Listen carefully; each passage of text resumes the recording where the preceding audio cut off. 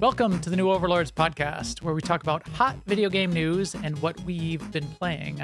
I'm Max, and with me to talk about our SWTOR interview, our hot takes on the Game Awards, and other hot news. Boy, I keep saying hot. With me to talk about all that stuff is someone who's always a winner in our book, my co-host, Sema. Hello there, Sema. Hey, Max. How's it going?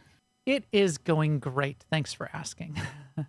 I have been having a good time with games in general, and we'll talk about what's been on my menu. But one thing that hasn't been on my menu yet, but I think will be real soon, is the Avatar game. I've committed in my head. I didn't buy it yet, but I've committed in my head this weekend. I'm going to buy it. I'm a witness. I was in his head, and I saw him committing. Yes, maybe you planted the seed, like one of those little brain things from Baldur's Gate.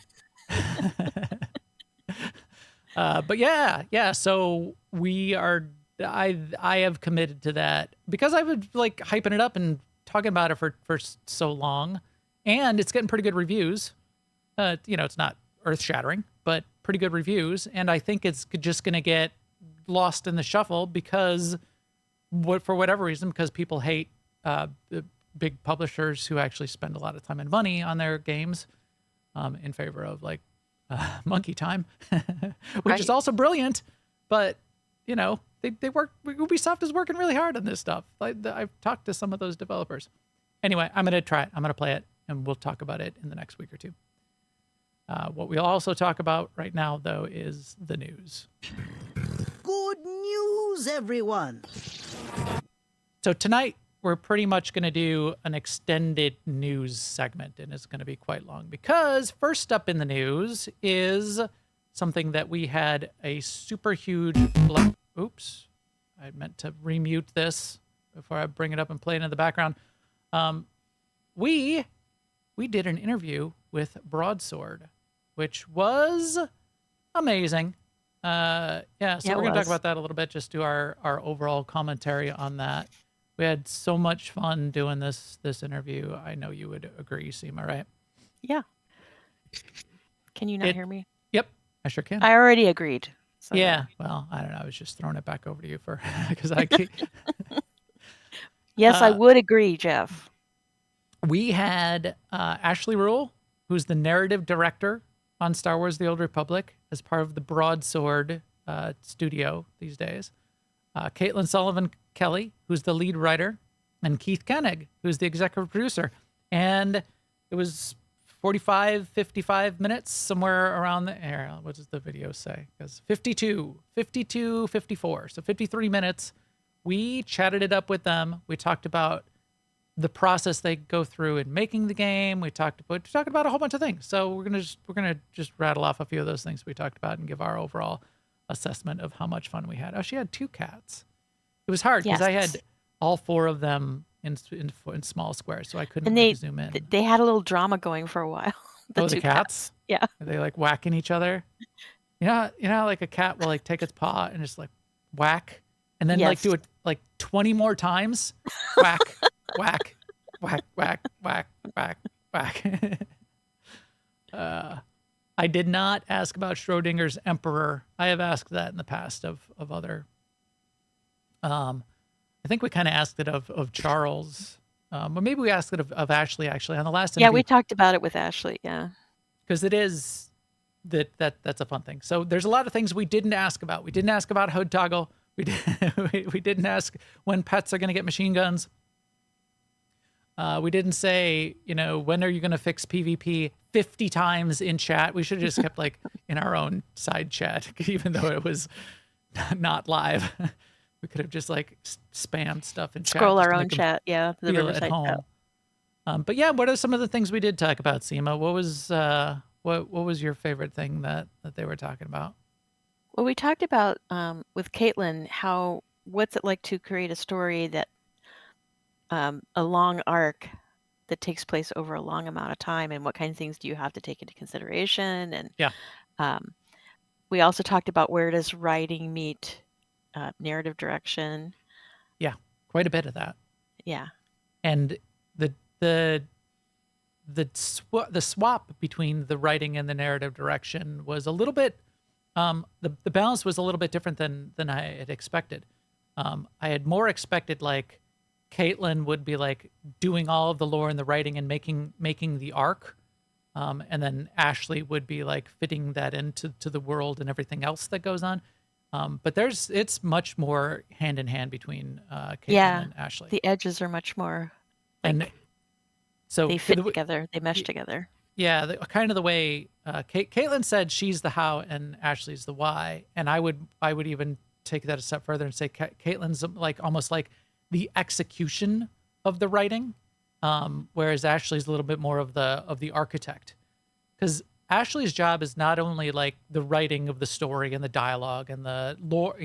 Caitlin's doing all of the codex entries and the email, those cool emails you get, and I actually This recorded is all weird, the Max, emails. because it looks like they're reacting to what you're saying Oh, right now. they're like smiling at these things. They're saying, "Hey." We have that for people that can't see. We have the video playing behind us of us doing the interview. But You just said something funny, according to Ashley. did she smirk?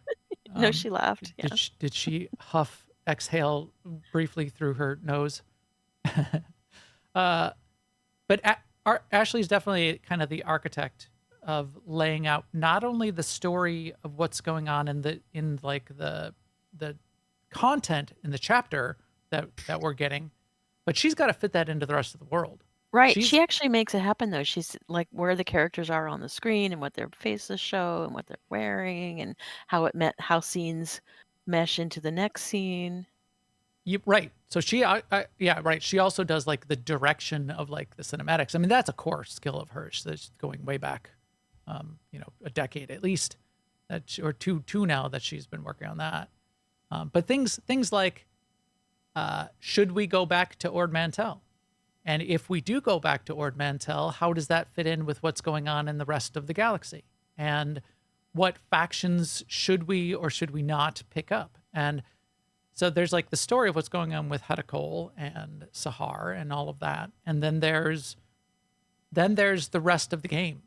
And you gotta, as the narrative director, make sure it all meshes. You can't have something very dissonant happening in the story that doesn't match like what you see on Fleet. And so yeah, I thought that was fascinating. And it comes down to, I think Ashley's got a very important job right now, sort of like holding up a lot of the pieces of the game and stitching them together between a lot of the roles and jobs. I mean, we've got like combat design, we've got like the network infrastructure, we've got encounter design, and we've got all of those kinds of things, and then the writing and Ashley, to me, it seems like, I know they're kind of like an equal team across a bunch of the pieces, but Ashley seems to me to be a little bit of a ringleader right now, which is really cool. I'm always really impressed to hear from her.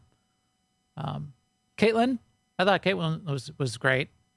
The thing that was surprising to me about Caitlin, and I had no idea about, was that she's such an expert on lore. She's like the living Wikipedia for the cast of characters, what's happened in the past, how things work and don't work, and how people in the studio come and ask her when they want to know, well, how did such and such work together back in the day? And she's been around for a number of years. Like 10. So But even before she was writing, when she Right. was in, I think she said she was in QA. She was yeah, she got her start back at EA in QA way back. All three of them have been around for forever, basically since the beginning of the game. yeah. Which is amazing. That's another amazing part. But yeah, you're right on Caitlin. She's focused on all of those pieces. She said just between like notes and capturing what's going on and the decisions within the story and decisions that matter. I imagine she's got like the Pepe Sylvia yarn board of notes Right. behind her on her office Second, wall. I didn't know where you were going there, but yeah. Or just in her head. That's interesting. She also said she uses Wikipedia and the internet quite a bit too. Plus, they have internal tools that they Right. can use for searching things as well. Library, their own Yeah. I think it's like a giant book on a pedestal with a light shining down, and they consult the giant book of lore, the Codex Book of Lore, and she pages through it. She has to wear a robe when she doesn't. Yeah, it's very official. And then Yoda comes along and burns it down. Was that was episode 9 when he burned the tree? Sometimes you have to kill the past. But I think Caitlin's doing a really good job. I recorded it. I didn't bring it down here, but I recorded after I did the story so far. I went through the entire story on Ord Mantell. I went back to my mail and I got like 6 emails that related to what different people wanted to follow up with. Like Jakaya sent me one, and Raz Ordo sent me one. Few of the other characters sent me the emails, but Caitlin's writing all of those. So now it's interesting. Now I'm like reading all of that stuff in the codex entries and everything in Caitlin's voice, which I think is interesting. So Zen, And something she talked about on the forums too is just even something so simple as those in-game emails. There's a lot of hands in those. She writes them, but right, they have to go through, right. So several layers, not only just of approval, but like editing and then testing as well. Right. That also surprised me with the way she described her process, is that it's much more collaborative than it is, like writing a story. So it's not like she writes a story and says, okay, here's the story, and then like turns it over to the dev team to like implement on Ord Mantell. It's a lot of back and forth and round trips, because she'll like put down on paper quote unquote. she'll put down a few plot points, an arc, a direction, things that need to be accomplished, stake in the ground, mileposts conceptually. She talked about that they've been doing that for a while now with this story, but then she's got to go to the environment team, and she's got to go to Ashley, and she's got to go to the encounter team and start to ask questions about, here's what needs to happen. How do we tell this part of the story? What can you do? And so then they need to sort of toss that back and forth. Yeah. And Jackie's in the chat room right now and says the vast majority, and I totally believe this, and every developer we talk to says this, the vast majority of time, the things that seem simple and easy to do are very much not. So Caitlin may come up with an idea. Okay, you know what we need to do? We need to do X. And then she may bring it to the team, and between the encounter design and Ashley saying, well, this is how the planets work, and this is what the cinematic would look like. It might be entirely crazy to do it that way. But then Caitlin will take that from a writing perspective and spin that around and help to spin the rest of the story of where the story needs to go from a themes perspective and an outcome perspective, but be able to sort of retell that story based on those round trips. Because we asked her, do you have it all written? I mean, do you have the end of the story written? Everything that happens with Hedicole and Sahar and Malgus, is it all done? And she said, no. And now she may know she may have like the last chapter done. She may know where it's headed and what's, how it's going to turn out. But because there's more of that round trip that goes on, it seems really a really dynamic process to get it into the game. Which I totally believe, because this is another thing that Ashley's really good at, is show, don't tell. So it's not like Caitlin can just write a bunch of dialogue and just like say everything that happens. What Ashley does with the cinematics and the narrative direction, and then what the encounter designs are adding to the process, is parts of the story are being illustrated through the things that you do as the player, the things that you're a part of, the choices that you might make, what happens on screen in a cinematic, and the facial expressions of what's going on between Sahar and Rickon. That's part of what Caitlin's trying to express and part of the story, but isn't just like dialogue that she wrote out. So it's not a bunch of like exposition being spewed out of the screen at you,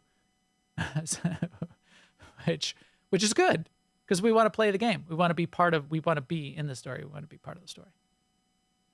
Does that make sense, Sema? Are my conclusions? I'm sitting here going, don't say everything that's in the interview.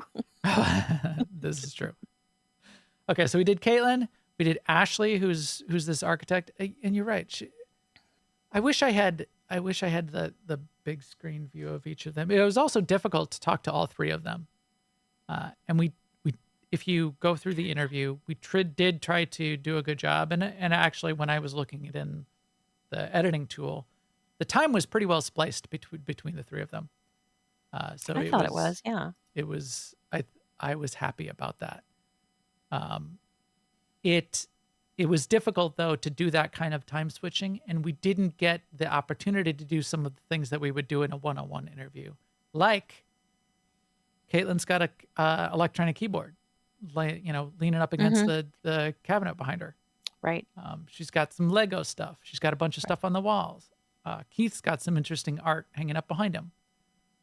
We didn't get the chance to go through those. And Ashley, we did when we did our one-on-one interview with them. So if you want to know what some of that stuff is behind Ashley, and what the plush Malgus is, go look at the previous Ashley interview. So that was really cool. Keith. So we did get to hear quite a bit from Keith. We asked Keith some more of the questions about like sort of executive producer things. So Jackie's got some good additional insight into that writing process, which I love here in the chat room. Think of it as like when you're writing a report or a research paper or a book report, she's saying, how you have to read the material, comprehend what you read, write new ideas, go through several drafts. I completely believe that. And that's kind of what I was expecting. And it sounds like you're validating that, Jackie. It's like, start with those major bullets, start with the outline. And then in order to fill in the gaps, the way you would in a research paper, you're going to have to do work. You don't just start typing, especially with a research paper or with anything where you need to do work to fill in the paper, like a book report. You need references, you need execution, you need data. Here you need round trips with the implementation team and what's possible in the world, and almost like the things that you need to kind of do in game design, where a game designer needs to talk to a developer to even see what's possible in the engine. The writer needs to talk with the game designer who needs to talk with the developer to do all of those things. It seems quite complicated. So here, I'm playing the cinematic in the background here, and it's a great example of some of the things that go on in the cinematics, where you can see Sahar and Rickon exchanging glances and having a moment that isn't just like words or dialogue that just spews out into your face. Anyway, back on Keith. How'd you like talking to Keith, Sema? Well, the fun, well, it's always great to talk to Keith, but the one thing that's on my mind right now is he was talking about playing on Shea Vizsla, which is what I've been doing too. And although he's way ahead of me, he's gotten, I think he said 4 characters through chapter 3. And here I was patting myself on the back for getting my 1 character through chapter 3 there. Right. He plays the game probably as much as probably more than 95% of all other players. I'm sure there are some hardcore people that can match Keith, but he is a hardcore gamer. So yeah, he got hooked into Shea Vizsla. He liked that fresh server experience, and yeah, got 4 characters through their class story already. That's amazing. So tune in, listen to him talk about that. I thought that was good. He did talk about some of the mechanics of executive producing. And some of that's, I'm fascinated by it, and it's the kind of parts of the game, game development that I love to talk about, but it's not the flashiest part. So it's not like, here's how the, combat, is a good blaster. We made a new gun. But it is, I have to do these round trips to see what falls within budget and present some, ensure that as the team wants to do things, remove any barriers. That's sort of like the executive producing job. So he talked about that a little bit. You can listen in on that. And then at the end, fun part, he mostly just he didn't like give anything away, and he didn't hint too broadly, but talked about some of the things that they're thinking about. So the way I took it so far is he was more talking about ideas, some like wall of crazy, what they used to call wall of crazy kind of things. And one of them that he kind of alluded to, now I don't know if they'll ever be able to do anything about this, but he's having a ton of fun on the Shea Vizsla server. He likes that new server feeling, that new server experience. We do too. We talked about that last week and in the last few weeks. And he kind of alluded to, wow, wouldn't it be cool if we could bring that to more players than just the players that went to play on Shea Vizsla? Wouldn't it be cool if we could do something about that? And of course, we said, yes, that would be cool. Because yeah, it would. And it's a thing that a lot of games are doing right now, right? It's the classic WoW experience. It's the wiped server reboots. Lord of the Rings Online does this. It's that ability to have that fresh feeling of starting the game, somewhat nostalgic, but also the kinds of things that you do are different when you're starting on a fresh server. See, I'm watching your avatar in the middle of the video, and I thought you were talking, Sema. Yeah, this is misleading. So I think that would be interesting. What was your take on that, Sema? On what now? Sorry, the chat room's going crazy here a little bit.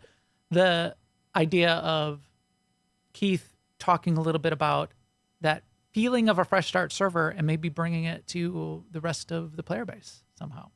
Yeah. I don't know how they might be able to do that, but if they can, that would be really exciting. Right. We were talking about it afterwards, and I was thinking that it might be something on the order of how it was back when we did DVL, the Dark versus Light event.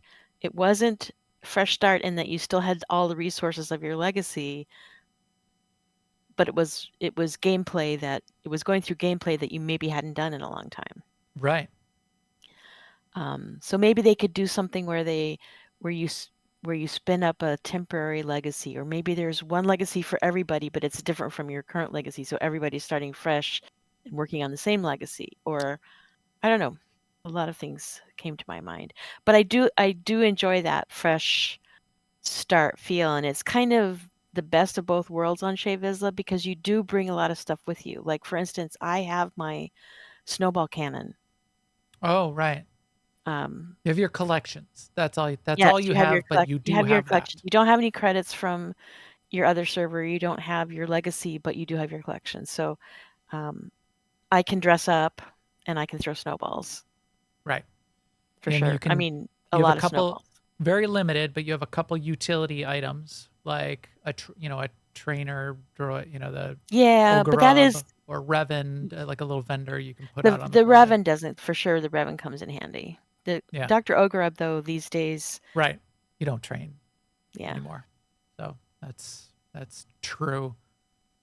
But yeah, I liked your idea of some sort of DVL style event. I think that would be something that would be within scope of what they could do. All the way to, I think it probably would be interesting. And I probably would be more interested in it in Star Wars The Old Republic than I am in WoW for whatever reason, but Season of Discovery. I mean, if you really want to go to not only classic, but like set up a North America fresh start server, cap it, cap it, like, maybe like have staged caps where you can only get to 25 first, then you can get to 50. There is no expansion content, and everybody goes in there. So it sort of like forces you into grouping up and doing Esselis and Black Talon. And, that's the kind of things that you would be doing. And then maybe have like incentives and twists on it. Maybe bring back hybrid classes, because that's kind of what they're doing in, that would be interesting. What if they brought back the original skill trees and on like a restart server? That would be a throwback. There was some That would be a cool throwback. builds. I It yeah. probably wouldn't Or work. I mean, it probably doesn't exist anymore.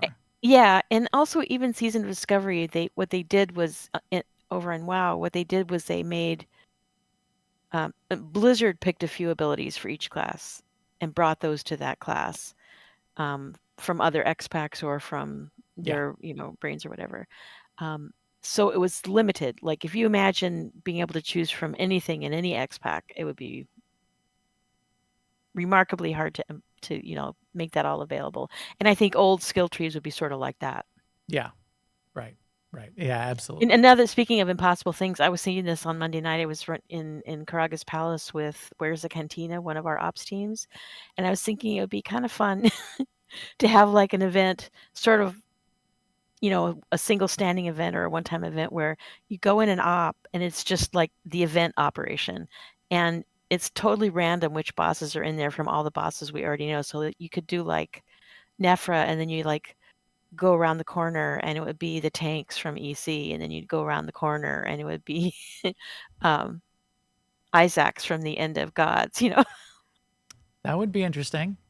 Yeah, or like an arena style, like the Eternal Championship, and you just have challengers that come out. Yeah. But it's those bosses as challengers, and you have I to guess do it as I an guess ops in my team. example, you'd go through a portal, like you'd be in KP, but instead of going down Oh, the hall to the next boss, you go through a well, right, portal. because the rooms sometimes the Yeah, environment sometimes yeah. makes a difference. You know, you do uh, like uh, the Eternal Palace, yeah, Dread Fortress, Dread Palace, and those rooms are a big deal. But that would be interesting. You just like going through a portal, and maybe it's random, and maybe it's roguelike too. You just see how far you can get. You have like a timer. Or yeah, you don't know where you're going, but you go into this operation instance, and there's a boss up somewhere, but you don't know which boss it is, so you have to find it. That would be interesting. Sema's got ideas. We'll have to follow up on those. You know who else has ideas? Jeff Keighley. Yes. So let's get into this because we have some takes on this as well. We have a meta commentary, and I'll start with we're talking about the Game Awards. The Game Awards 2023. The Game Awards. So Jeff Keighley's doing a great job. He's doing a great job making this into a thing. The kind of thing it's being made into is the kind of thing it kind of has to be made into. I think it still could be better than all of the place that it's ended up so far. But Jeff Keighley has certainly made this a thing by brute force. Right. So I mean, good on him. Plus, he's got a good a lot name. of people He's got could a have good had this first name. idea, but only one person actually did it. Right. And had enough connections and had enough vision to get, to put enough weight behind it in terms of personalities and, celebrities and money and investment by the game companies and that kind of thing. However, the actual awards part, the awards and the games that were recognized, that's the part that for whatever reason, for me personally, was the weakest. And that was the reason I did not watch it live. And that was the reason I was kind of met on the whole thing. Now, I did follow up and went through a whole bunch of it and went through a bunch of the meta commentary, looked at a bunch of the announcements, looked at all of the awards and thought hard about them myself. But it's very limited. The way it works is there is a jury, right? And it's an international collection of dozens up to like 90 or 100 game journalists and industry people that are the jury, right? And the jury decides. It's mostly game journalists. So what I read is like, from blogs It's and media websites and insiders. yeah, right. And people who are very knowledgeable and have a proven track record of understanding the breadth of the game industry. So it seems like the right group. And But they do have a governing have a body. dog in the game. Yeah. Right. And they do have bias, their own biases. Yeah. Now it's a Right. pretty big group, but Because Right. Because they participate in, what did you call it? The attention culture. Like they also have to Right. get eyes. Economy, right? The Yeah. attention economy. And they're also writing articles and focusing in the places that's going to make their outlet money, Right. which is different also than necessarily the best games. And they're writing content that's going to get the most eyeballs and clicks and engagement. And if that content is writing a hit piece on some game, well, then you're going to write that because that's kind of fun and maybe it deserves it. Maybe it kind of doesn't deserve it. Starfield. I'm talking about Starfield here. But then when you come time to give your slate of nominees for whatever game categories, you can't then say, well, we wrote a bunch of hit pieces on Starfield. We're not going to say that Starfield's the game of the year. We kind of can't at this point. So that makes it problematic. So as Forster says, when it comes to vote, the slate of nominees is figured out by the jury. The voting on who's the winner is 90% of still that jury and then 10% of public vote. So when you go to the Game Awards website and you do the voting in all of the different categories, you're voting, you're counting as part of that 10%. And apparently you can vote also in like their Discord, and I don't know if they said Facebook also, but other avenues as well. But still, it's only adding up to the 10% It's influence. and I think that's because how could they know if somebody's voting multiple times or whatever? So and it could be gamed and that kind of thing. Yeah. So I would maybe it's a small portion. Up the percentage a little bit for one. For two, I think, like when I watch the Academy Awards, it's gamified as well, and there's bias and all of those kinds of things with Academy Awards. But I kind of have faith that the Academy, which is not only just like journalists, in fact, it's not journalists. It's the screen actor. It's the actors themselves. Right. It's people in And the industry. the craft people and the people who, right. It's like the peers. Right. This is more of the journalist view. Right. And journalists have a different job, and journalists' job isn't necessarily to recognize the best of anything. Not that they can't, and not that they aren't. If you had to quickly gather a group of people to come up with nominees, that I would pick them first, because you can't create an academy very easily. I mean, how do you create an academy of the best of games industry? You have to sort of like develop that over time. It's kind of similar to the Academy Awards in my mind, because it's a lot of people voting, and so you can't really say, and people say this all the time about the Oscar, well, the Academy gave it to this person because they regretted not giving them this another on a different time or whatever. You can't really say that because it's 3,000 people voting, and it's 3,000 people with 3,000 opinions. So in that sense, this is kind of the same. It's a lot of people, but it's a different body of people, different kind of body of people. But given that, and given that Starfield got one nomination for, they got nominated for Best RPG, and not for any of the other, what do we got here? 24, 35 categories, 31 categories. I don't know. They got nominated for one category, which, because the media consensus is, Bethesda's doing, but they kind of got snubbed. Hogwarts kind of got snubbed.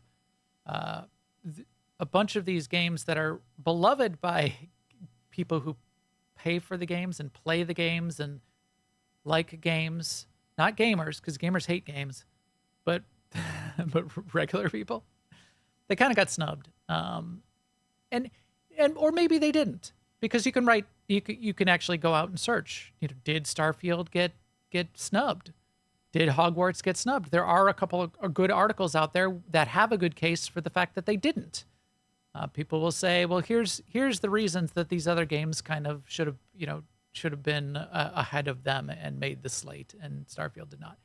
However, because those are the games that I like, SWTOR, all of the games that I play, if none of the games that I play and spend my time in and live in, if none of those games are anywhere on here, then it's not all that interesting to me.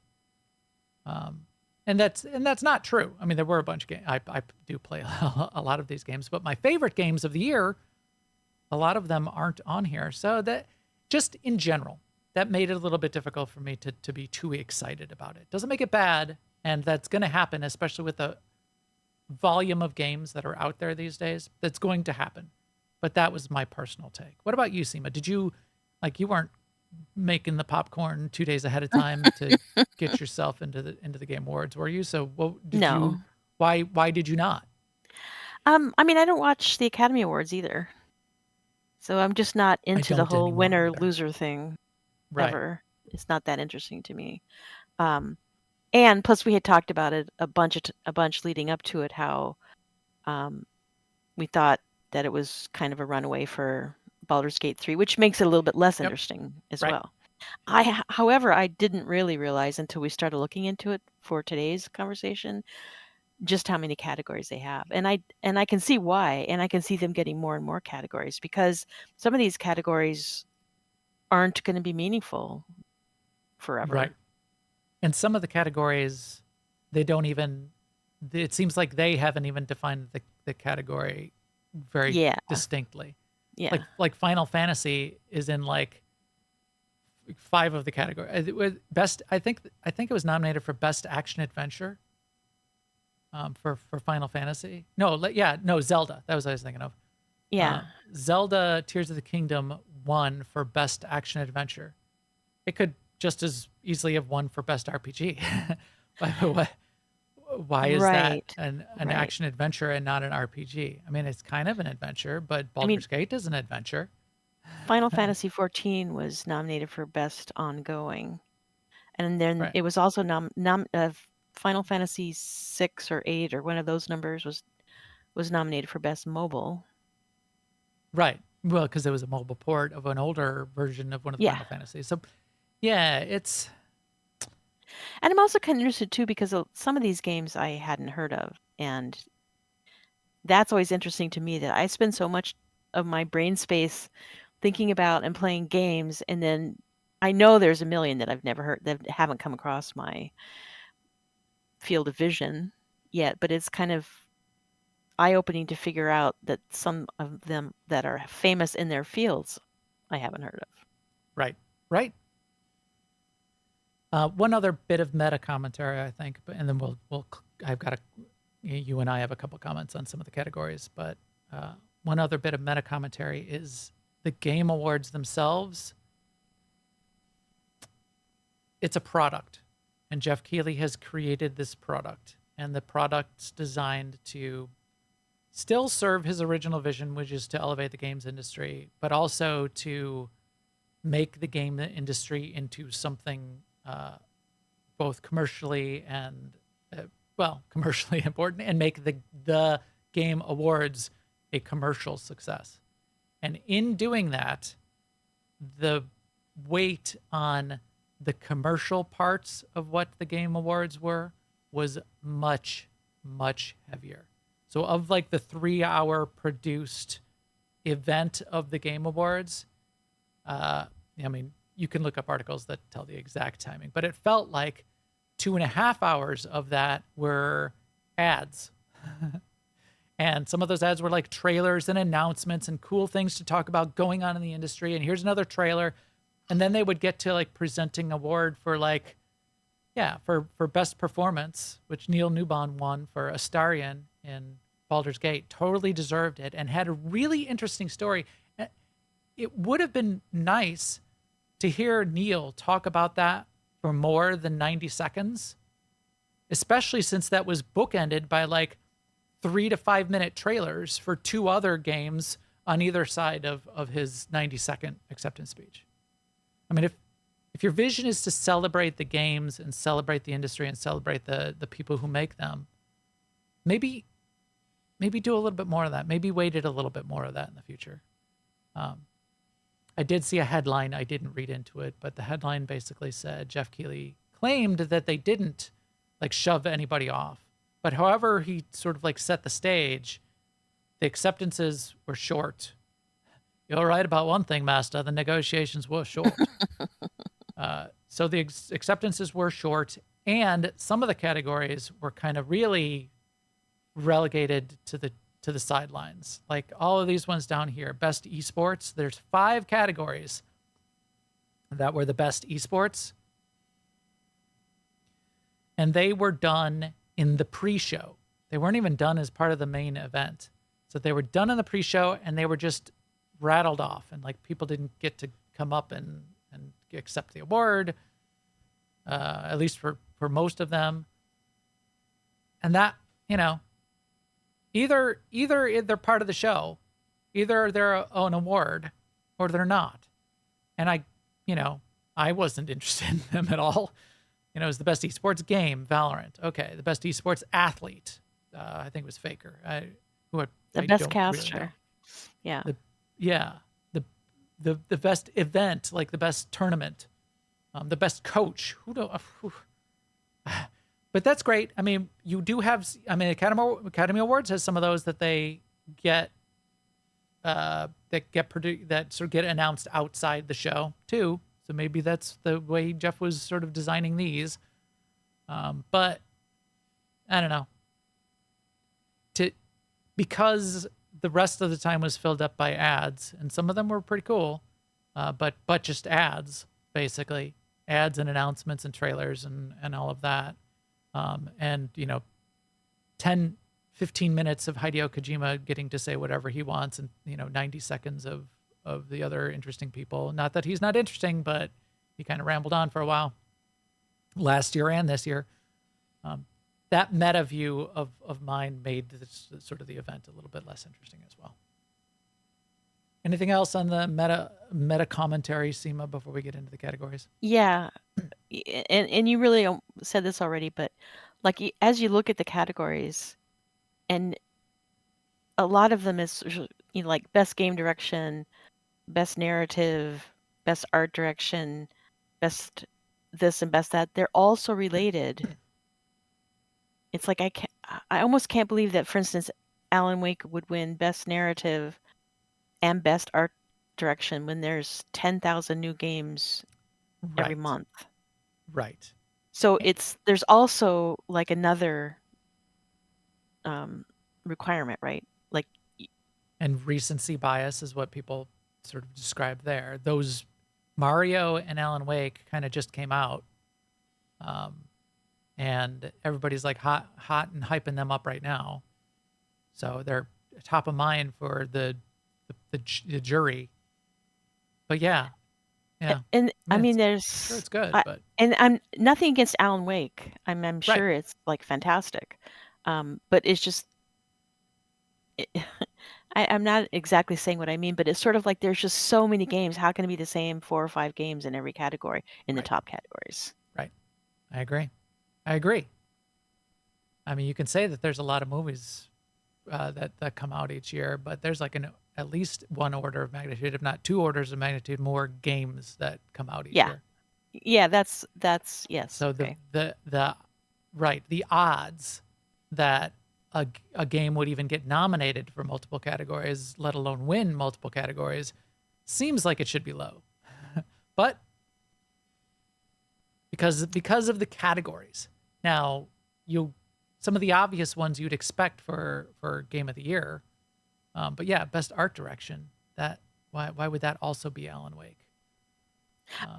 And that's just ignorance on my part, right? Like I don't really know what art direction means in terms of games, so maybe it is head and shoulders above all the other games. I don't know, but I'm sure it looks stunning. But so do a lot of games. Well, we'll get into that, and when we get into these categories a little bit too. Just the categories, I don't think are that well defined. Yeah. As they are like historically in like movies and the Academy Awards. Like what's an indie game? That's going to come up in a moment, which is an interesting question. So categories: best game of the year, Baldur's Gate. No, I don't think anybody was surprised there.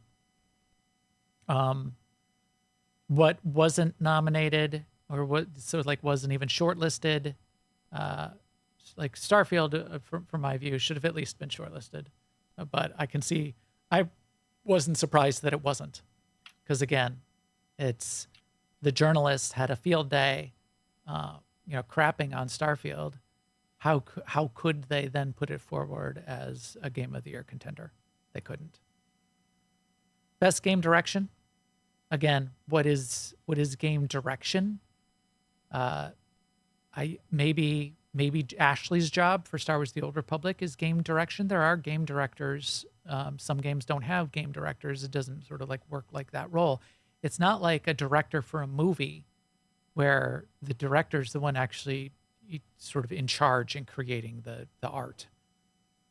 So there's like actors and producers and directors and costume design and set design. And so the director is a big thing. And then the writer is a big thing when you're doing movies. Game direction is fuzzy, but Alan Wake probably has, was probably still a good choice from what it sounds like. And especially from what I know of Alan Wake 1. I heard Alan Wake 2 wasn't as strong in terms of narrative and creative direction as Alan Wake 1 was, but it's kind of designed to be, it's like you're playing a narrative, you're playing a movie. So that would make sense, as opposed to something like Super Mario Brothers Wonder, where maybe there's a story to it, but that's not what you play that game for. And then, as you said, best narrative. So direction was Alan Wake 2. Best narrative was Alan Wake 2. And that I could even see more a case for Alan Wake 2 than the narrative, the story. The other choices up here, well, I did hear that Marvel's Spider-Man 2 was a really good story. But Final Fantasy always is lauded for its story. The Phantom Liberty and what Cyberpunk is doing with Phantom Liberty, I thought was a great story. Baldur's Gate, obviously, probably I would have said should have won, only because it's not only the narrative and the storytelling, but it's the innovation in storytelling. That's really what made Baldur's Gate head and shoulders above most other games. But maybe they felt they're giving too many other awards to Baldur's Gate. I don't know how Alan Wake won above Baldur's Gate. Because Baldur's Gate was like 100 stories. Well, that's the kind of thing. Same with the Academy. We just can't know. Like in somebody's mind, they might have been thinking, "Oh, I've given too many words this way. Let's throw a bone to so and so." Right. But we could never know that if that's Right. individuals were thinking that. They could be. Right, and especially 100 different, 30 different outlets and 100 different people. You kind of, unless they have some sort of back channel where they're chatting it up, that's kind of hard to sort of treat it that way. Art direction, as you said, is a thing. Alan Wake, best score and music. My only comment here, I know Final Fantasy is supposed to have some great music in it. I really think Starfield should have gotten a nomination here. Enon Zur's work on the Starfield score, the music in Starfield, I think is just amazing. It's the only game. It's the only video game in the last year where I keep the music on all the time. The only game when I play Starfield. So that to me, that spoke to me, and I think Enon Zur deserved it. At least a nomination there, if not a win. Audio design, I heard Hi-Fi Rush totally deserved this, so that makes sense. That kind of was one of the things that they were doing there. But here, this is a well-understood category, I think, more than a lot of the others. But again, for it to just, to be Alan Wake and Marvel Spider-Man and, just magically be all of those games again, maybe. Best performance, all great performers, some really good stuff. I think Cameron for Jedi Survivor, he deserves a shout out for his physical performance, but in terms of voice work, clear winner was Neil Newbon. He did a really great job in a few different ways. I mean, if I was voting, I would have a hard time not voting for Idris Elba. But I hear ya. Yeah. Well, Idris Elba just in the quality of any kind of performance. Yeah. But in the volume of work that Neil did for for the character Astarion in Baldur's Gate and for what Astarion represents and how the themes came out through Neil's acting in terms of dealing with trauma and uh, I mean that core thing, dealing with trauma and how that's told through your personality, is very difficult to both write and to perform. And then there's a whole bunch of other parts of Neil's performance there that I think were great. This one I looked up, innovation and accessibility, and it seems like Forza Motorsports out of Turn 10, which is an Xbox Game Studio game, supposedly did a really good job. I wouldn't be surprised that if Microsoft had a hand in helping with accessibility design, that is an area that Microsoft invests millions and millions of dollars of both research and execution in vision around accessibility.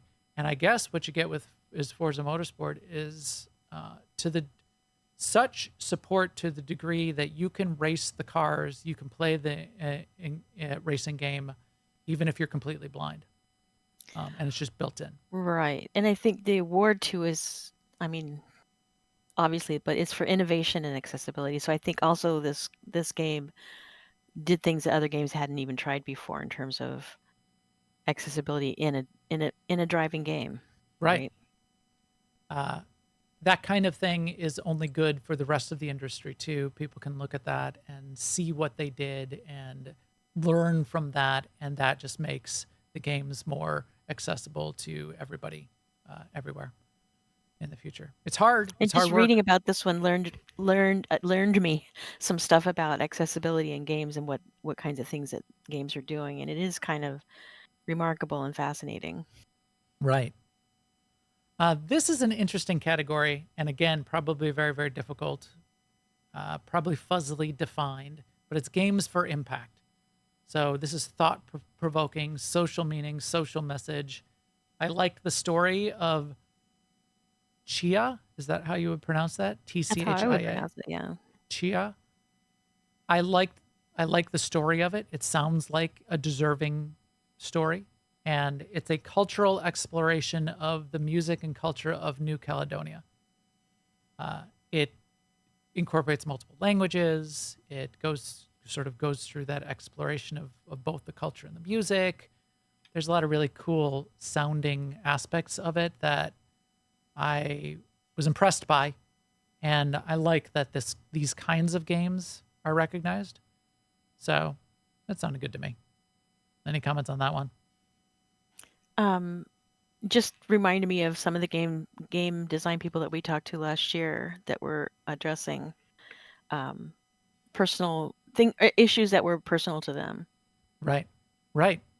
We've like Spiral, and there's some really good games out there, and a lot of people that are working hard with these kinds of ideas. I think this is one of the frontiers of gaming. Right, and a great place for indies to really make a difference. Which is I think where a lot of this where we should be looking to for a lot of this kind of games that have impact and elevating them. And also people that are working in this area are not after the same percentage of the market, right? Right. So if you're, it's a lot of like passion projects, right, that they're doing it because they have a message and a mission, and less because they've got a microtransaction model that they need to execute. right. Not that that's bad. It's just right. that they're operating in a completely different sector of the market than an Alan Wake 2 or a Baldur's Gate 3. They're not after being the only game that somebody plays. They're only after making an impact, which means if X number of people play my game, I'm happy, as opposed to if you didn't get this much of the market, you failed. Right. Exactly. Which is in some ways a very liberating position to be. Now, you'd hope they can also like pay their mortgage. Yes. And you do got to think about that a little bit as a producer, Yeah. but They that's still a have to make money. interesting position. Right. Yeah. Yeah. Right. They have to eat. Best Right. ongoing. This is a weird category. This could be any live service game, pretty much. I guess Yeah. That's Star Wars: The how Old I took Republic it. could be on here. Why isn't WoW on here? Yeah. I guess Final Fantasy, but WoW with all of the flavors and versions of WoW, everything that they're doing lately, to not even be nominated. Apex Legends to be nominated over WoW. Okay. I don't know. I mean, in this one, this is actually the first time I had this thought, but in this one, it seemed like 5 nominees was too few. Yes. Yeah. Now it's 5 or 6. I guess if it's kind of tied, they'll go to 6, but they cap it at 6 in any of the categories, and they target 5. So Forster in the chat room was saying it kind of seems like an example of like a category designed to give an award to Cyberpunk 2077. In a way, yeah, I can see that. Kind of, and then the next one maybe as well, because I would have also put No Man's Sky in this category. Yeah, that's a great example. Ongoing Yeah. content that evolves the player experience over time. No Man's Sky has been doing that for a decade now, or 8 years now, and doing a great job with it. But they did get this. They did get nominated for the next category, which I don't think Baldur's Gate should have won, for best community support. And this is recognizing a game for outstanding community support, transparency, and responsiveness, inclusive of social media activity and game updates and patches.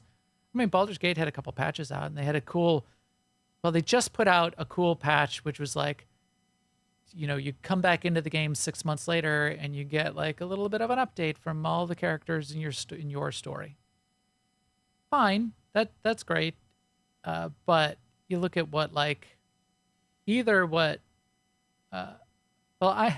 it's weird. Should No Man's Sky have won this? Maybe not, because there's zero transparency. No Man's Sky has zero transparency. That's true. So, Destiny 2, Also, why would this I even feel be nominated? I thought everybody like hated journalists are their- not in the best position to know this anyway. Right. They might be coming at it from the perspective of their insider connections and their insider views. Or like to them, best community support might be in most press releases, most ability for me to write an article. Right. Whereas we think that's of it as weird. something completely different. Because Destiny 2, I thought Destiny 2 was criticized heavily because of their community support, transparency, and responsiveness this year. I don't know. No Man's Sky. So Forster's saying maybe they did win in previous years, so maybe it didn't make sense. Right, to and people again. who play No Man's Sky are very happy with Hello Games. Yes. And I think their model of community interaction is revolutionary and excellent, even though it's completely non-transparent. They never telegraph. They never tell you what's coming. They never have a roadmap. They never explain what's going to happen. They never answer questions about what XYZ thing means. Sean Murray drops an emoji like a week or two before a new expansion bit of content is going to come out. He puts a single emoji onto the social networks, and that's it. That's their social media strategy, and I love it. I love it. And then but they deliver content incessantly, and it's always free, and it's always game changing, and it's great. We're going to talk a little bit more about Sean Murray in just a second, though. And then, okay, so here's a super hard category: best independent game. Right. The controversy in the best independent game. So Sea of Stars won. Really good games across this category. Probably could have been another, 100 nominees for this, which is for really sure. hard. Sea of Stars is good, and it got a lot of buzz, but I wouldn't say it's all that interesting or groundbreaking. Or I mean, it's a really cool, 8-bit style Turn-based. RPG. Yeah. Yeah, it's cool. It's good. I like it. I played it. Cocoon. I think something like Cocoon is super, super innovative and really interesting. And if I was going to, science, what's a better game? But I haven't played Cocoon, so maybe it's not. Maybe in execution, it's not as fun. But something like Cocoon, where you're creating a universe, you're carrying it around with you, and you're bringing it into it's sort of like layers of reality, and you can bring one reality into another reality, and they affect each other, and you're doing this really weird, interesting thing with these spheres of reality. Dave the Diver was another favorite to potentially win this category, but is Dave the Diver indie? That's the controversy of this category. Because Dave the Diver is done by a studio which is owned by another studio which is owned by a conglomerate which is $1 billion company. So how indie is Dave the Diver? Right. This would be like Microsoft doing having like a spinning off a small team to put together like a fun little 8-bit RPG game and calling it indie. It's still $1 billion studio, and those resources are behind Dave the Diver. That said, it's an indie style game, so it's a weird category. Nobody knows what indie game means anymore. And if you try to look up definitions of indie game, nobody knows. Does it have to be self-published? Does that mean if Devolver picks up Cult of the Lamb, then Cult of the Lamb is no longer indie? Well, no, Cult of the Lamb is an indie game. So right. What? So not self-published. Well, what about budget? Is if you have too big of a budget, but you did it all on Kickstarter, you're suddenly not indie? You got 5 guys who did something interesting and Kickstartered it and got, or your Star Citizen. Is Star Citizen indie? They're self-published. It's all crowdfunded, but it's $500 million. It's $500 million. It kind of feels not indie, but by some definitions, it is indie. So I don't know. Weird part of the industry that it's hard to define. So, Sea of Stars, it's a fine win, but tough one. All right, we're getting to the end of the things we have opinions on. This is another weird one. Best debut indie game. And the thoughts were this category was created to recognize like an emerging talent, an emerging studio, debut, something interesting. Cocoon did win this category. However, again, controversy.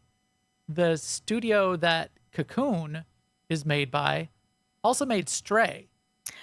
Not this. I don't think it's the same studio, but the same publisher. Oh, the publisher, Annapurna? Yeah, Annapurna. Okay. So the same publisher, the same.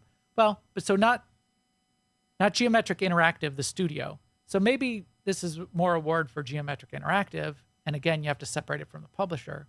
Yeah, I don't know, but that's So interesting. I think categories in anything are hard. Yes. There's a big rabid fan base for Pizza Tower, which is very upset that Pizza Tower did not win. And a lot of people really like Pizza Tower. It's rapidly becoming a cult classic for whatever reason. So look up Pizza Tower. Okay. Quick click through a couple others. Mobile game, Honkai Star Rail seems like it could have been a top mobile game. It's very popular. Not all that interested in that. The only mobile game I'm playing right now, and I'm still playing more of it, is Warcraft Rumble.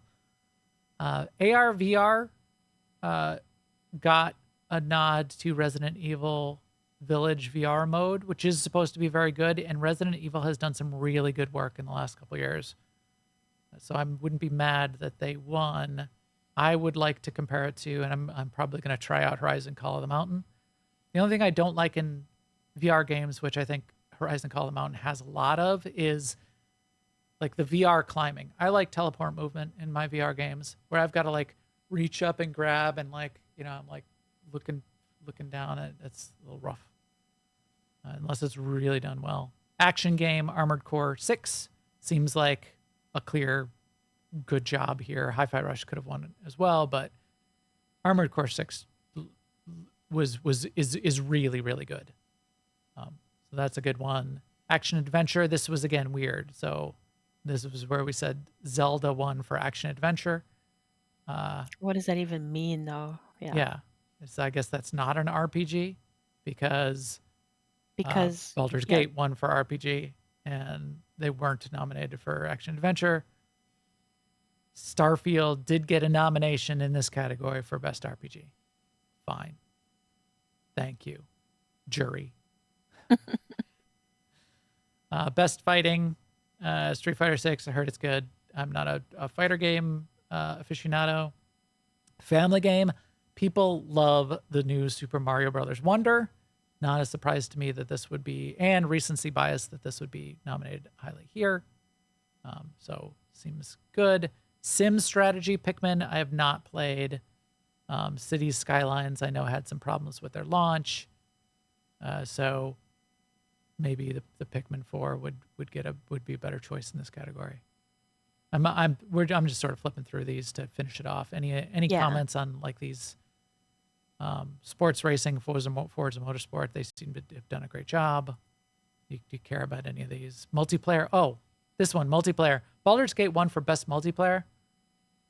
I can't see how that won for best multiplayer. I mean, you can do multiplayer.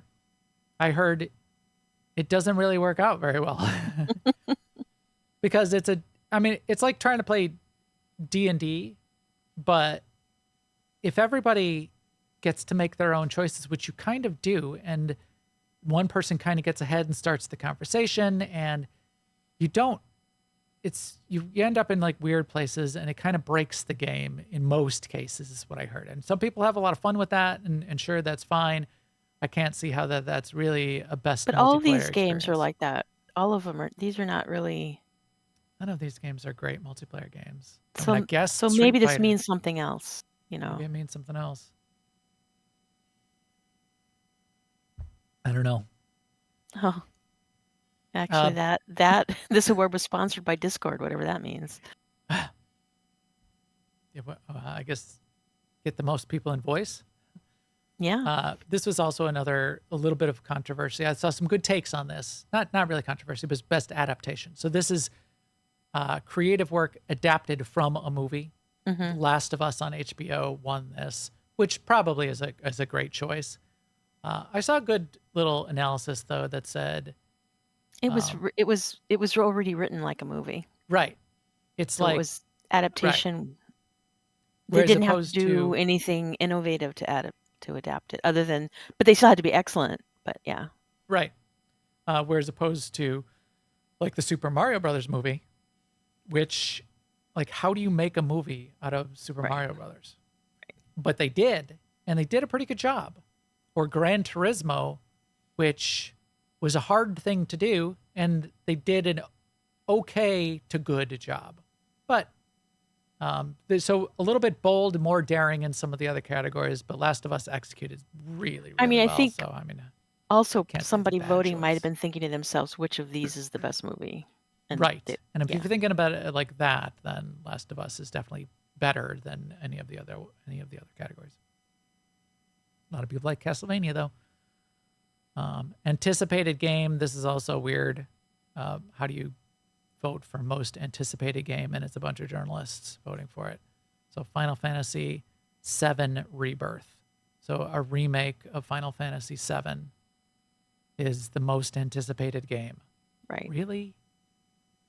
As opposed to like Star Wars Outlaws or Hades 2 or Ashes of Creation or that Final Fantasy VII Rebirth. No. Yeah. I don't know where that would come from. I think at this point it's just a party. Right. Because I mean, this category could have 10,000 nominees. Right. And then we're just going to skip the rest, which are the content creator and the esports categories, which not that interested in, although maybe I'll look up this Iron Mouse content creator. I think they're like a streamer like an AI or a vlog, VTuber I streamer have to say who's though, with supposed to the be pretty good. esports ones, I do like the idea of having a best coach and having a best caster because I It's a bet hard well, job. it's a hard job, and I know for me when I watch esports, it's all about the caster. Like the caster is what makes it interesting for me because I don't understand. I don't play Right, at that level, right? right, So I need to be narrated what's going on. And some casters are just phenomenal at that. And then I didn't even know they had coaches. So the idea right. Yeah. of the coaches being recognized sounds great too. So take note, Jeff Keighley. We just spent an hour talking about, or a half hour talking about the nominations and the games and what makes sense and what else is out there in the industry. And now we're going to talk about, for the next 5 minutes, the trailers and the ads. There was some interesting things that were announced. So I did want to kind of pull out a couple of those, especially my favorite, which I'm very excited about. But this is the right allocation of what the Game Awards should be focused on. Yeah. Okay. Now I Just so see you where you're know. going. Number one announcement. Not my friend, someone You're I admire greatly, Sean Murray from Hello Games, announced a new game that they've been working on for 5 years in stealth, apparently, called Light No Fire. Yep. Boy. So what did Sean Murray get in trouble for 7-8 years ago? Did you see what Forrester just said in the chat? So now we talk about Light No Fire for 2 hours. We will. Oh, we will. Not today. We will, though. The I love those irony, little baby though, is skeletons. Sean got in big trouble when he previewed and promised a whole bunch for No Man's Sky and then launched No Man's Sky. And it was funny when this came out. What was I wrote the quote out somewhere, I forgot. But Jeff Keighley. So Sean's like, oh, and we've got something to announce. And Jeff Keighley's like, here we go, Sean. Here we go again. Remember when you were doing this 7 years ago, Sean? And what does Sean lead with? Yeah, we create a game that's basically Earth-sized, giant, all of our biomes, miles, infinite. We play infinity. We've created infinity. Sean, dial it back. Remember? Anyway, just what we're seeing in the trailers, it's like if you took No Man's Sky and put it all on one planet, updated it to like an Unreal 5 level of detail and engine and models, expanded the races, expanded what you're able to do, added survival, added mounts, added dragon riding from World of Warcraft. Added rabbit people. And rabbit people.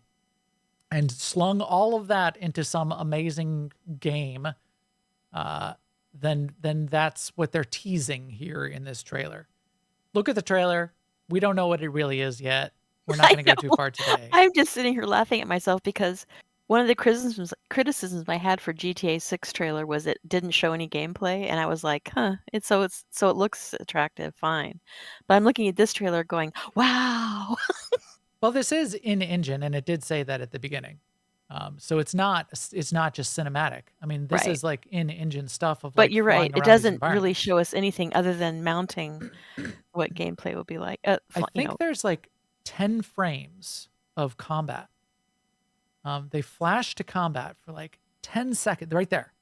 That was it. Like 10 frames in the whole. So there's a little bit of building that you see there. And then there was like 10 frames of combat. So so it's like gathering and building. Somebody's chopping on a tree. Somebody's building a house over here. I like how like the bricks fly up when it's building. And then there's like 8 frames, like right there, 8 frames of combat. So I'm thinking the combat's not ready and the combat's not done. Right. And also, I mean, it looks awesome that he's like hauling that log on his shoulder and everything, but that would get old so fast. Right. So we don't know what the game is yet. Right. But it's Sean Murray, and I'm in. 100%. All the hype train. Let's go. What else did we get announced? I just wanted to I've got 3 others that I wanted to call out. One that Smiling Wolfie brought up in the chat room earlier. Ubisoft apparently is actually launching Skull and Bones. So this has been sort of like a weird development cycle, development hell of some kind for the past couple of years.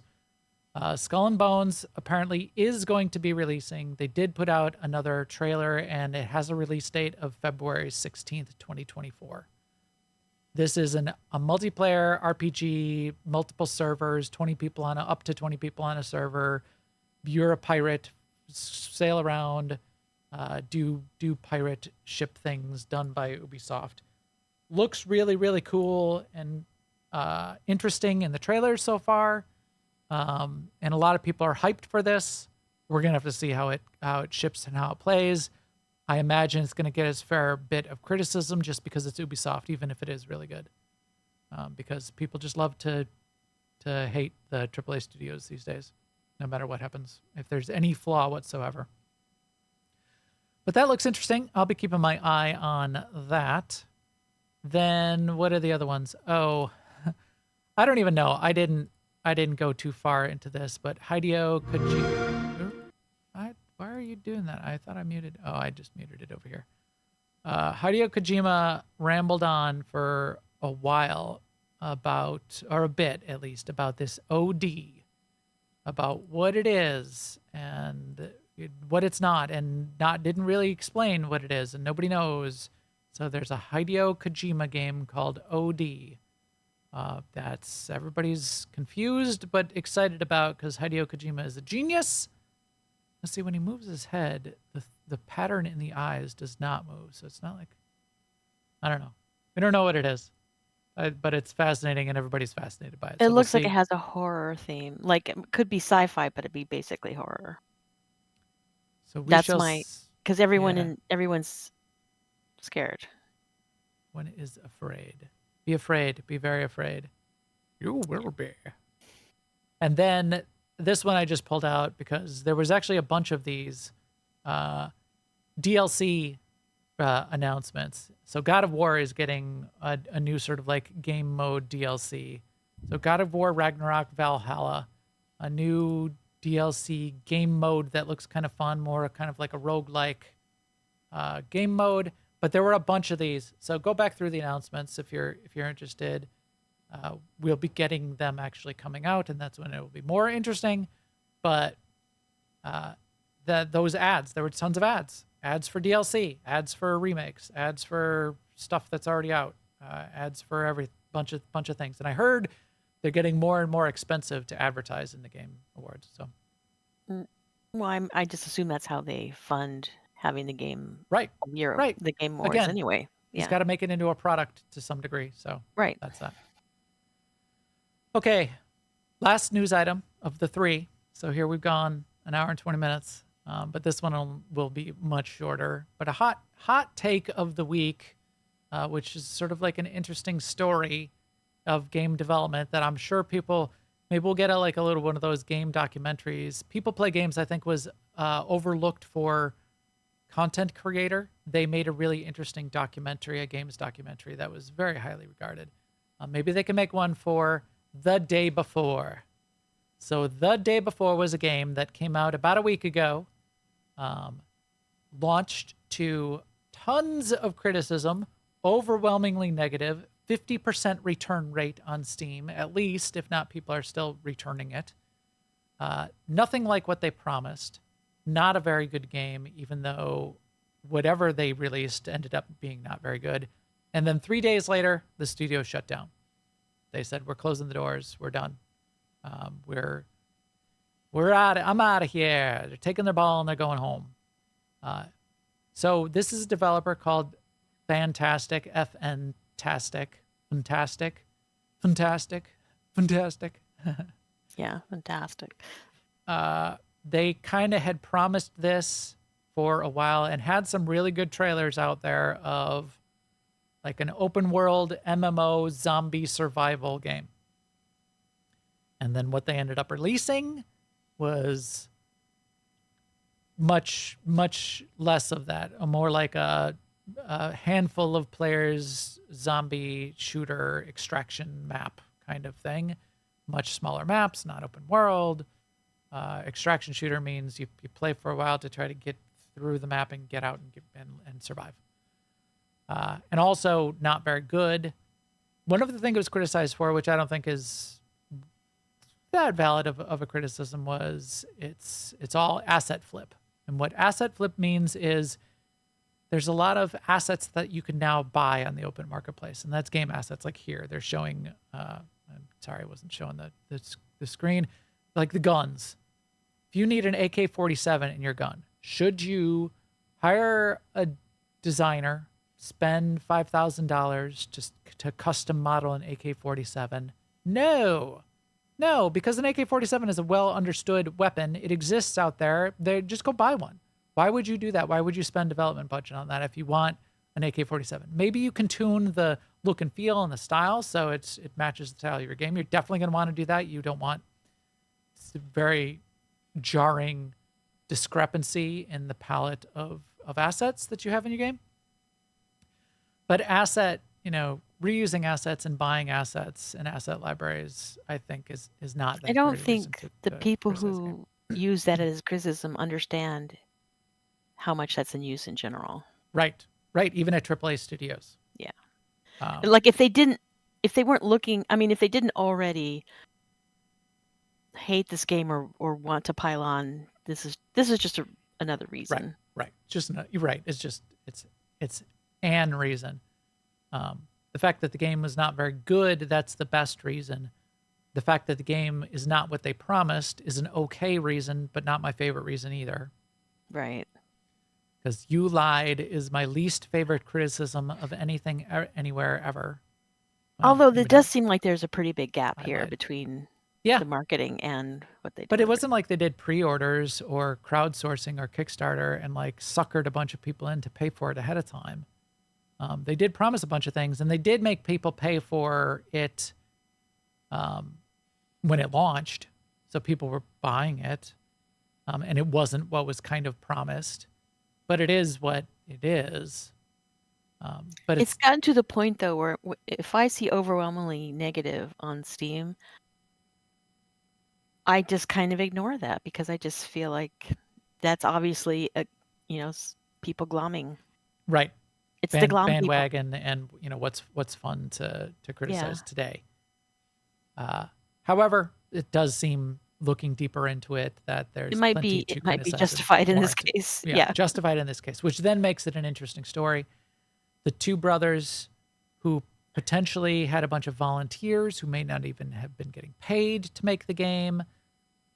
That's somewhat problematic. They've been working on this for a few years. Them taking and shutting down the company 3-4 days after it was released. That is what makes it sketch to me. Right. But one of the things. But again, it's not like they potentially took investor money, and that would potentially be a scam part of this. But releasing on Steam and people buying it and returning it, that part's not scam. So there's a lot of scam floating around. Is it a scam or is it not a scam?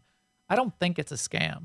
I think it's just a poorly managed development process. Two guys who didn't do a good job of developing the game, coming up with a vision, sticking to it, executing, and then realized that they were in way over their heads. They were never going to be able to pull this out. This isn't something that they wanted to continue to deal with. So they said, that's it. We're pulling out. And whatever money is still there, we're going to keep the service running for a while. Whatever money does happen is going to go to our creditors, our partners. We're going to try to pay some bills, but we're done. I think Steam is not allowing you to even buy it anymore, though. So it's not buyable. It's not purchasable. It will not be developed further. The studio has shut down. So interesting story. We'll probably learn more over time. But yeah, it's sort of a story. I want to see, yes, I'm with you. I want to see this documentary. Yes. All right, long news today, but almost all news. So thank you everyone for sticking with us through our breakdowns there. This podcast is of course brought to you by all of you who are listening and no one else. We really appreciate everyone's support. Your listens and views on audio and on YouTube make a difference for us and keep us going. Big thanks to the chat room here. We've been chatting with all podcast. That's a really fun part of this as well. Great source of inspiration. You can get the links to all the ways to join our Discord, join our chat room, and get everything that we do at newoverlords.com. This podcast is also brought to you by Alea Iacta Est, the big family-friendly gaming community where Sema and I play all our games. All our MMO guilds live there, including our Star Wars The Old Republic guild on Starforge and Shea Vizsla. And you can get to all of everything AIE, including the AIE Discord where we can get you an invite to our guilds on Starforge. You can get to all of that at aie-guild.org. So thank you. All right. It looks like meat's back on our menu, boys. No way. God, finally. I kind of like the magic bread. Okay, Sema. Let's wrap it up with what's been on our menus. What have you been playing this week? Well, I bought a little Steam game this week that came on my it was on my wish list and it came on sale, and it's called A Fold Apart. And I bought it because it was a paper folding puzzle game, which I thought might be fun. Turns out it's also like a relationship game. So like the two main characters in the game are this couple that are having a long distance relationship because he got a job offer. They decided together that he would go and do this job for a year, and she's got her dream job where they were living. So the game takes place sort of in text to each other, and then what happens is somebody will make a comment like, oh, it's really a beautiful evening, I wish you were here to share it with me. And then the other person goes into this sort of like goes into their head with like, well, what did he mean by that? Does he mean he wants me to give up my job and move to where he is? And while you're in that brain space, you have to solve these puzzles to get back out to where you're actually communicating again with them. And it's these folding puzzles, which are probably very easy, but they're super challenging for me because No. it's you can flip the paper all the way around and see what's on the back, and you make folds to make the platforms match so that you can Move keep around. moving forward. Move up the platform like side And sometimes you scroller can and get yeah across the sometimes bridge. you can drop a cube that you can then jump, not there's no jumping, but you can climb up on, and there's yeah. And so sometimes I just cannot see the way forward. But the game itself has all built-in hints so that it can just it'll if you let it just keep going, if you keep hitting the space bar, it'll show you how the whole level works. Huh. But I only got through 3 chapters. I'm kind of interested in what this couple ends up doing, but they're cute little puzzles, and it's nothing. There's no jump scares or anything like that. Like you don't really die Cozy if you game. yeah if you can like fall and it's over, but it's just that part of the puzzle that's over, and there's no like splat or anything, and there's no like number of lives that count down, and Blood. So Are you looking for blood? there's You no want? blood. I wasn't looking for blood. But it's a cute little puzzle game, and it was a good little break from but in my sort of quote unquote real games, still playing on. Well, one last comment on this before we get off of it. I noticed it's Canada Media Fund in Ontario creates grant recipient, which means typically the way those work is it has to be done in a relatively short amount of time as well. It has to be innovative, has to do something kind of interesting, and usually be done in a year. So cool. I see it as pretty innovative. Just the art style is unique. Yeah. It's not super involved, but it's unique. It's its own thing. And the puzzliness of it seems pretty unique. Yeah. Too. Yeah, that's cool. I keep thinking that I'm going to catch on and it'll start to get easier, but then they introduce a new wrinkle, and then I'm like, okay, I need another hint. A new wrinkle in the paper. Yes. Make the folding. Awkward. Yes. Okay. Anyway, All right, what else? So definitely worth the $5 that I paid for it, I think. Sweet. Star Wars: The Old Republic. I have not finished the Galactic season yet. I still have like 7 more objectives on Starforge to get to the Mhm. 100. So I have plenty of time. So now I'm definitely down to Plenty just of doing time. the ones I want to. Yeah, because I think there's still like 4 or 5 weeks left. Also this week is swoop racing. Oh, Math. is it? Yes. Why did that not come up? I guess maybe I So wasn't looking, but I think you still have some things you want to do in the swoop racing. I, however, haven't done swoop racing in a few years, and I started doing it on Shea Vizsla, and I'm like, oh, I remember this being a lot easier. I don't know if I'm like 5 years older or what. well, Maybe no, I'll it get takes practice.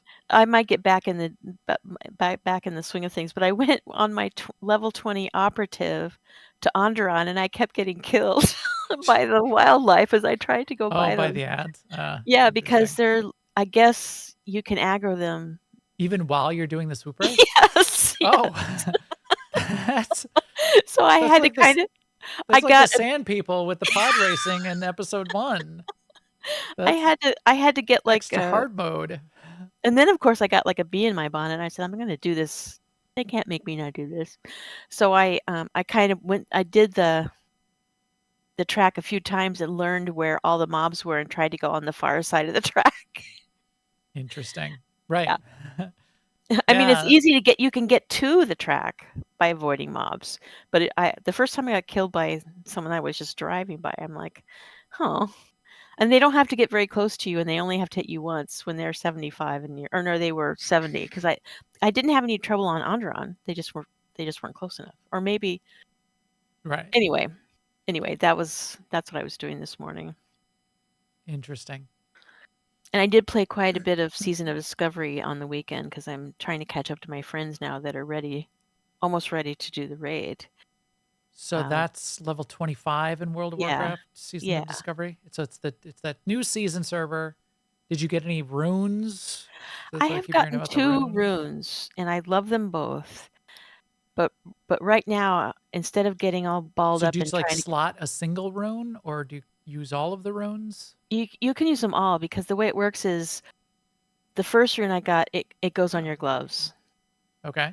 and the second rune goes on your chest. So I'm assuming that as I find more runes, they're going to go on other slots. Okay. And then you can reinstall the rune however many times you need to as you upgrade gear. There's no mats that you have to get, or you can't. They don't have charges or anything like that.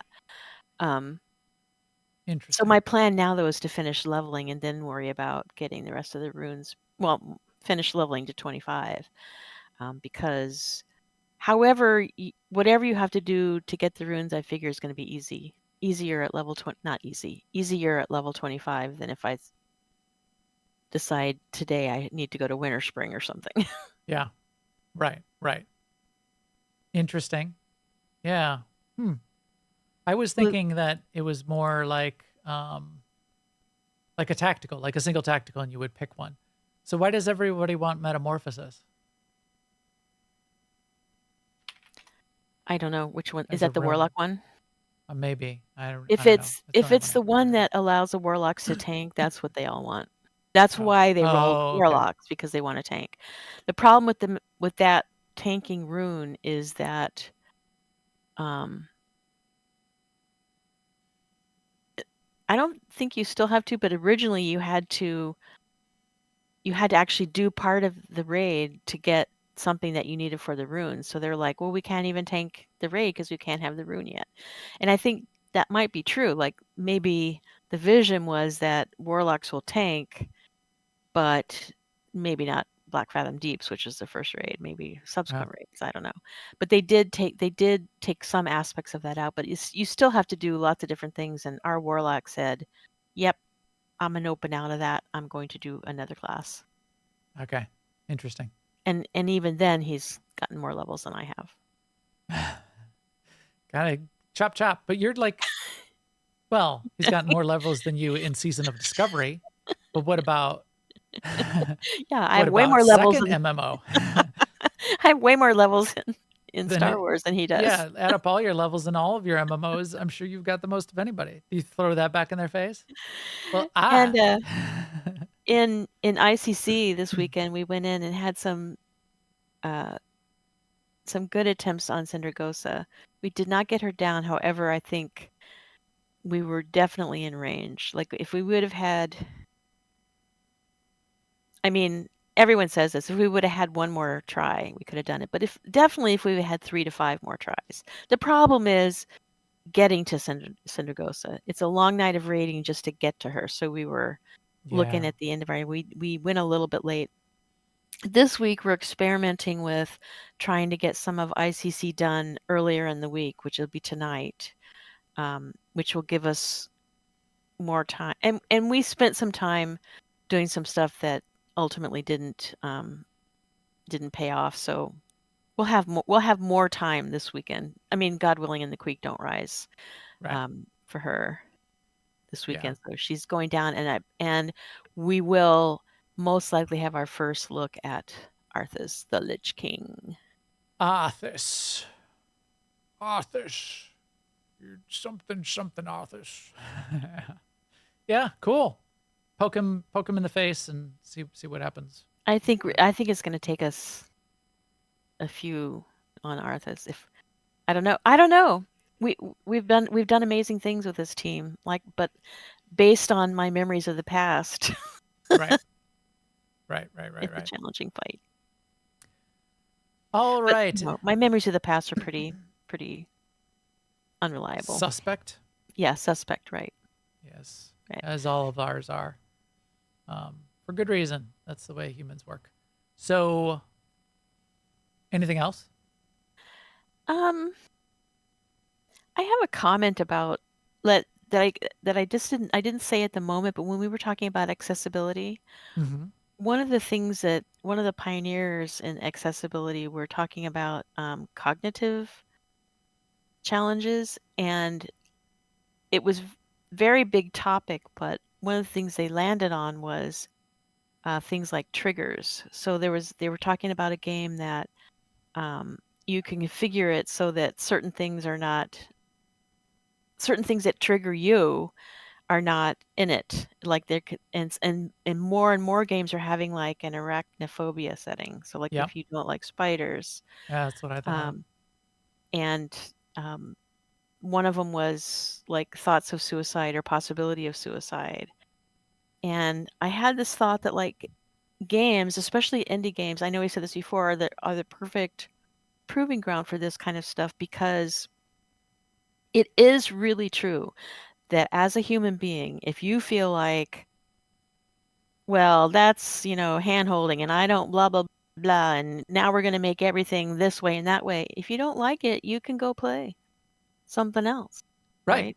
There are games. There are games for the hardcore. There's Yeah. plenty. And that is actually really true in the gaming world. In like the real world, if you're like, I don't like it that we have ramps everywhere in every damn store, you can't tell people, just go shop in some other store. So gaming is like this huge, like I said, I called it earlier a frontier. It's like this huge canvas for being able to make inroads in all kinds of different things. Right. You're right. That's interesting. I did And look at one of those games was a horror game, and even the horror game had like trigger configurations you could do. to tone it down, which is interesting. Yeah. Yeah. A couple of the games had like the ability to turn down the speed of the game, slow it down. Yeah, that's right. And one of them had like the ability to do fewer and fewer keys. Like you could Gran instead of Turismo, I having think, no, or Forza. right. But then there was Microsoft is really good at the controls part of accessibility. there was a price to pay, so I don't know what I think about that. Like you could turn down the number of keys, but then you could only have 80% of the power. So I don't know if they're trying to do balance or something. I don't know. Yeah, I have to don't think know. about that more. But yeah, it's a definitely a good space and an interesting I think it's place to think trickier about in the too, from a AAA development games. perspective. But yeah. And our game too, one of our games, Star Wars has when they put the colorblind stuff in, Right. that was Somebody very meaningful to us. Yeah. somebody commented on our interview video already, and one of the things that they asked for was, "Hey, Star Wars, I'd love it if you went back to the original colorful class icons. The new ones are kind of like flat and monochromatic." And one of my thoughts, and I commented back, yeah, the original class icons, those were kind of fun. I agree, the new ones are a little bit more boring, but they're likely much more accessible, because you can, they're higher contrast, and when you make them small, it's still that, the outlines are very Recognizable. Yeah. recognizable, and so accessibility in that way as well, even in design, is something you got to think about. So All yes. right. So that's it. Now you. Okay, I was also doing a bunch in Star Wars: The Old Republic. I finished the season, so the season achievement. So the thing that we're doing in Star Wars: The Old Republic with the Galactic season right now is there's a meta achievement, which is not only do you have to finish the season and get to, get the last rank 100 of the season, get through the whole season track and get all of the rewards, but if you want like a little extra award in the achievement list, you need to do 100 objectives. And you need to get the legendary with the rep that comes with the season within the season. You can only get 5,000 out of the, it's like 150,000 total rep or something. Whatever it is, 15 weeks of rep. Yeah. I got to the end, so I finished it, which is always bittersweet. Yeah. But it's also liberating in a lot of ways, because there are things in the new content, like the stuff on Ord Mantell, which I'm showing on the screen here right now. There's a new reputation and dailies and things to do. I haven't finished It's not going to be bittersweet for me. Lane Vizsla's little side Yeah, mission. I haven't done her. Yeah, I haven't, because I mean, Shea Vizsla. So yeah, I've been doing that. Finished the season, had fun with our Tuesday night team, our open fun night. Corley did an amazing job in setting Oh up my what's gosh, called the yes, he Fleet did. Datacron. So Datacrons are permanent upgrades to just a little bit of stats that you can find throughout the world. They're also legacy-wide these days, so as long as you get them on one character, they work for all of your characters. But there's one particular old school Datacron called the Fleet Datacron that was plus 10 to all stats, so not just one. Usually it's like plus a few to a single stat. So it was like a big deal. It was like the cap at the time. It was like the ultimate Datacron that you would get. And it's very involved to get it. It's on the fleet, but you have to like have a set of people, at least 4, if not 5 or 6 or more people around to like open these force fields and grapple up to different buttons and get everybody in position. And everybody's got to press 5 different buttons all at the same time that are really hard to get to. And you need to use these special grapples that only light up if you do special things to open the final door, and then you can get up there. And Corley set it all up. We did a little bit of extra stuff on Monday night to get that going, and it all worked out. And we got a bunch of people who are relatively new to the game and never got that before. They all got the Datacron. So that was great. It was fun. I love it when a plan comes together, and when we can get people who are new to the game get that kind of progress on some of the old school things. I do too. And whenever that Fleet Datacron comes up, I always think, oh yeah, we got to do that one day.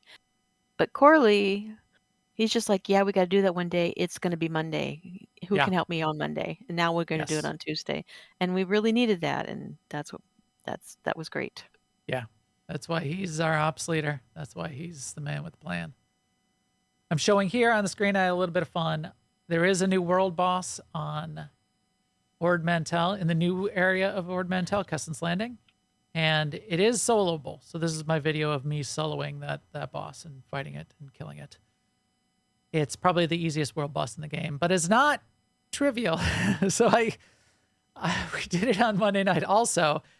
And I led with saying it's the easiest world boss in the game, but I didn't explain the mechanics. We're sort of like jumping in, and immediately like 5 people out of 20 people died. So I was like, oops. And I, of course, said, what do I say? Some of you may die, but that's a sacrifice I'm willing to make. So I thought that was pretty hilarious. I didn't die. But yeah, as long as you stay out of the fire, you can live, and you can solo it. You have to have some self-healing and have your oh no, this wasn't the video of me completing it. This was the video. No, where this is my the first one where attempt you- when my yeah. companion died, and got nuked. What else have I been And doing? you tried to res her, even though. Right. See me. You saw me clicking on it there. Look, I'm Yeah. like, click, click, click. It's doing nothing. Yeah. What the heck? I also And I'm, like, saw looking you at all cannot my do that while abilities. dead. You cannot do that while fighting. You cannot do that. You cannot do that while dead. There's a lot of things you can't do while you're dead. Most things, in fact. I also played quite a bit of Ark still, and I'm finally gotten to the point in Ark where I am at, quote unquote, end game. So, in Ark end game, there are like hard, very, very difficult caves where you're sort of like doing a mini dungeon dive. There are much higher level creatures in those caves. You need to remember your dinos are your weapons and your tools. You need to tame dinos and breed like an uber version of that dino and do what's called impression. I think it's an impression. Maybe I'm messing it up right at the moment, but you need to imprint. You need to imprint on those dinos, which then gives you a bonus when you're using them of like 20%, 30%. So I had a set, and I did this one of the 2 water caves, and I went through the water cave, and I got to the very end, and I got the relic, and I got a couple of loot crates that are down there. So now I'm kind of at that point where I'm getting some of my end game dinos, which I never got to before in Ark. I've got a couple other people on the server that are further and have maybe done like most of the relics. And then the next thing after you get like all of the caves done and the relics is you can summon these giant world bosses.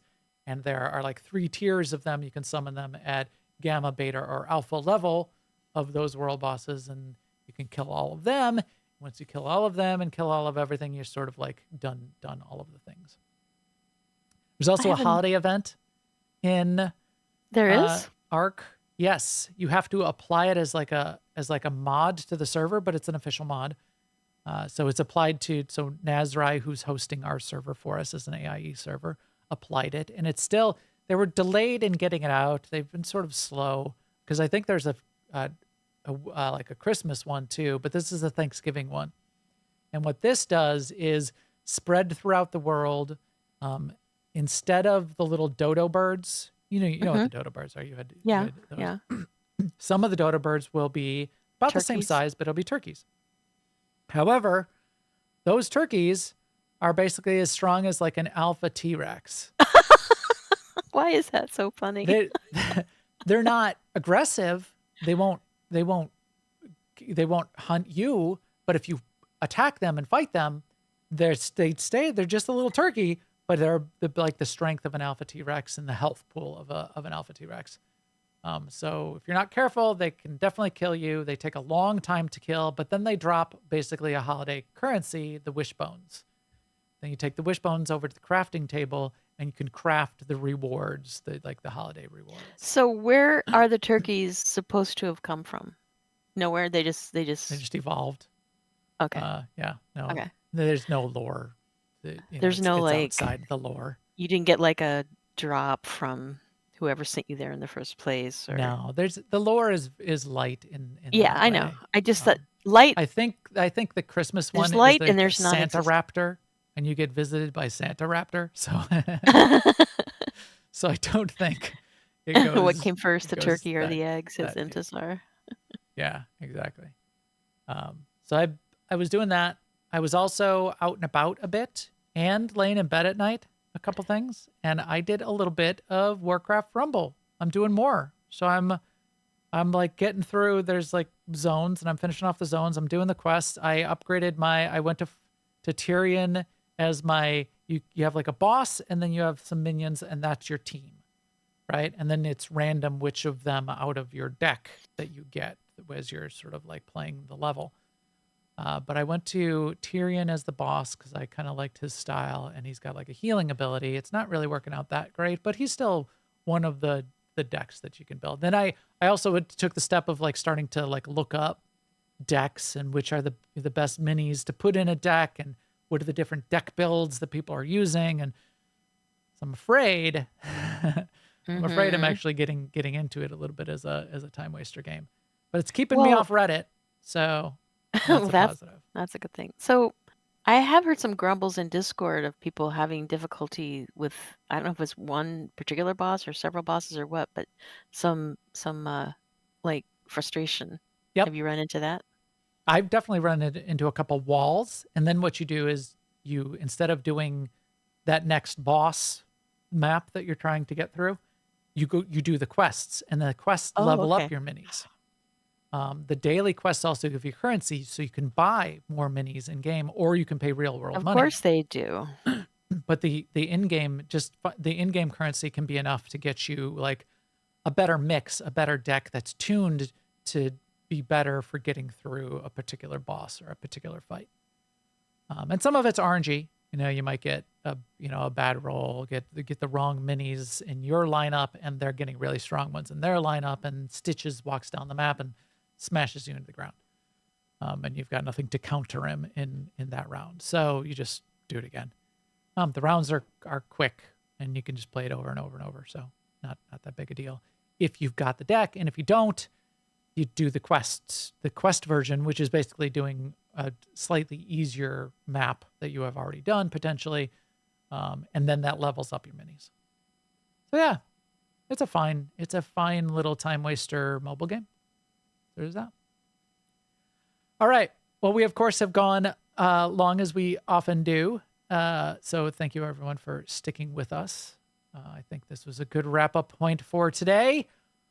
All the feed and subscribe links and the awesome interview we did with the Broadsword team. You can find all of that at newoverlords.com. And the videos are, of course, always up on YouTube/newoverlords.